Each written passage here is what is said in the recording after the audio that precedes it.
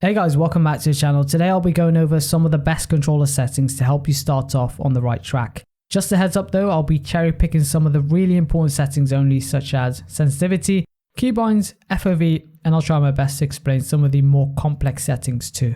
Overall, the goal of this video is to make sure you leave with the best controls for aiming and movement. So do watch to the end and leave a like if you do end up finding this helpful. Subscribe for more of the same content and share it with your squad so no one starts off on the wrong foot. Starting off with field of view, I've gone for 87 vertical FOV. Now this is slightly higher than what I'm used to, but because 2842 has a lot more verticality than previous titles, probably combined, that extra peripheral view is going to be crucial for spotting players on rooftops now that anyone can use a grappling hook. Almost every spot on the map is accessible, so a narrow FOV will put you at a bigger disadvantage, more so than in previous titles. I'll probably have an example play in the background showcasing the stark difference. However, do keep in mind of all the downsides. Increasing your FOV will increase your sensitivity if you have ADS FOV turned on. Player models will appear smaller and thus harder to hit. Calculating distance can be difficult to gauge at first as well, and it may also hurt performance. So there's a lot to think about there, but for me personally, the benefits outweigh the negatives. Moving on to the ADS field of view, this basically enables you to keep a similar field of view when aiming down sight. If you're coming over from Warzone, turning this on will give you an affected ADS FOV, and turning this off will give you an independent ADS field of view. Mine is turned on, and the benefit of doing so is less visual recoil, which can help with recoil control. But like I said, this does negatively impact visibility if you think that's a problem already. Aim assist should be turned on, especially if you're playing in crossplay lobbies.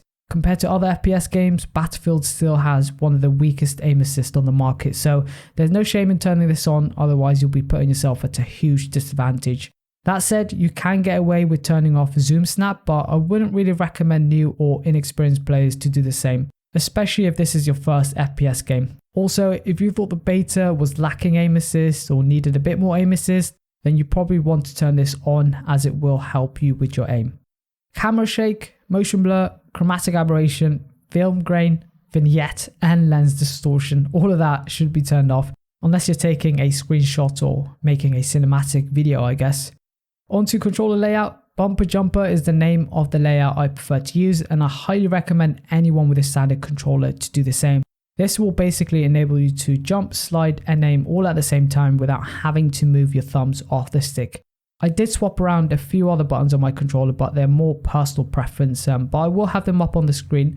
For example, the interact button is bound to L3 and my Surrette pistol to R1. If you want a more detailed look into my controller layout and how it enables me to move around the map more freely, then just let me know and I'll consider creating a separate video on that. Stick aim acceleration should always be set to 0 unless you're using a very low sensitivity and require that additional boost. But in general, stick aim acceleration does more harm than good, and you're better off increasing your sensitivity than relying on this artificial boost, which can be very unpredictable. Moving on to uniform soldier aiming, this option gives you the ability to choose legacy or relative aiming. If you prefer to have relative aim down sight sensitivity, then turn this on, but turn it off if you prefer legacy aiming.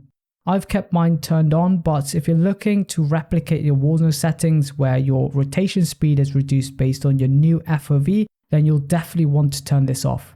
My coefficient is at default as I'm happy with how my ADS sensitivities feel, but if you're interested in changing this value, then you're probably better off watching Silk's video. He's done a great job of explaining how it all works, so I'll leave a link to his video in the description down below if you're interested. Zoom transition sensitivity smoothing is a mouthful and is as described. It just basically smooths out your aim when you're ADSing.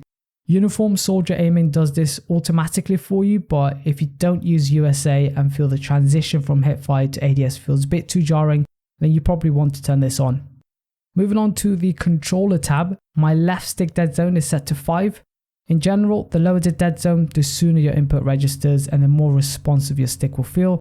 The higher the dead zone, the longer it takes to register the input and the less responsive your stick will feel. So having a low value essentially reduces the time from when you push the stick and when your character starts to move. Sometimes that fraction of a second can be the difference between life or death, so I highly recommend keeping it at a low value, but not too low that you end up with stick drift. That's the last thing you want, I guess. My right stick dead zone is set to 8%, and one of the main reasons for that is my crouch button is also bound to the right stick. So whenever I'm pressing down the right stick to crouch, I don't want my aim to suddenly go off target and mess up my shot. However, if you have a really low sensitivity, you may be able to get away with a lower dead zone, but do keep an eye out for stick drift. The axle dead zone on both my sticks are kept at default, and if you're wondering what this setting does, basically if you max out your stick in a certain direction, let's say all the way to the left, 100% value will result in a sharp turn and the crosshair will move in a very straight line, but you'll need to apply more force to move the crosshair up or down. Basically, the lower the value, the less straight your crosshair moves, and the less force is required to cancel the horizontal movement, which is aka the dead zone. Onto the max input threshold, both of these should be kept at 100%. Two reasons for this. Number one, you want a full range of motion on your stick when you're aiming. Setting the threshold to 50% will result in halfway in any direction registering as the maximum input. The only reason I can see anyone wanting to do this is if you have some sort of thumb issues and struggle to extend your thumb fully. The second reason is I've got auto sprint turned on, and lowering the threshold will reduce the amount of room I have to walk and crawl. However, if you don't use auto sprint, then you can get away with a lower threshold, but only on the left stick. For controller triggers, having a low value like 0 will give you the best reaction time possible. So the moment you pull the trigger, your weapon starts to fire instantly. If you ever bought a scuff, then it's very much like having digital triggers.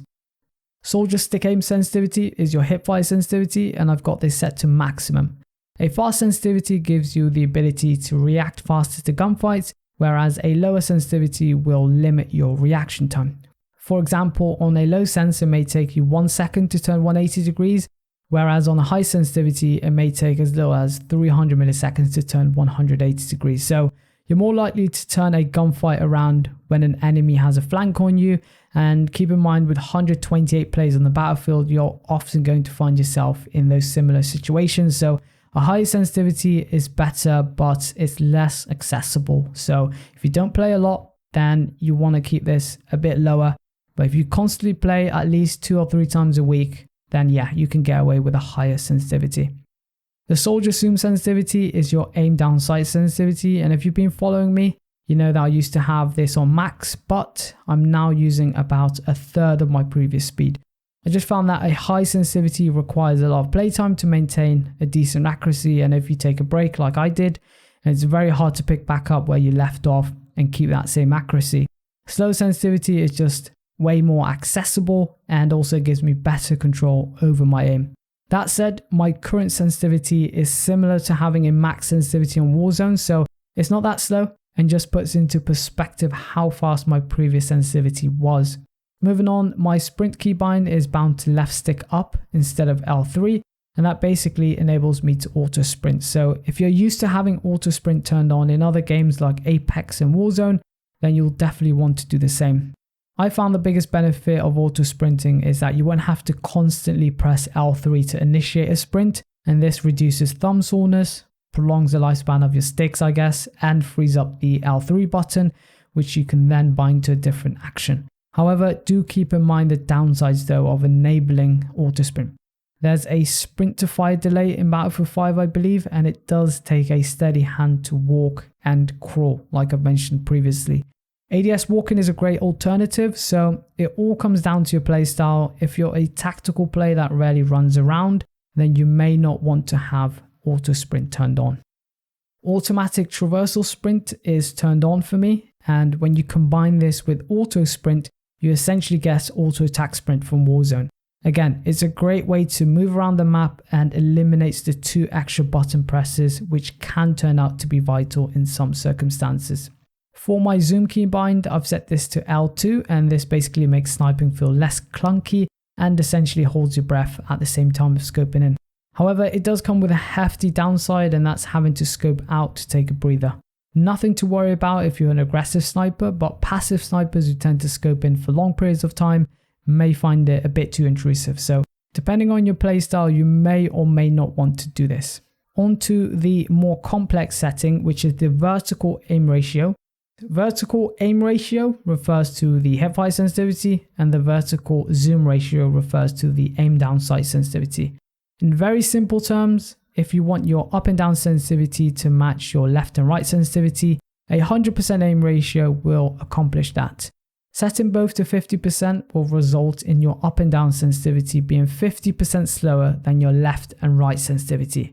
I've set mine to 50, and if you're coming over from Warzone, I'm guesstimating is anything between 50 to 60%, but don't quote me on that one though.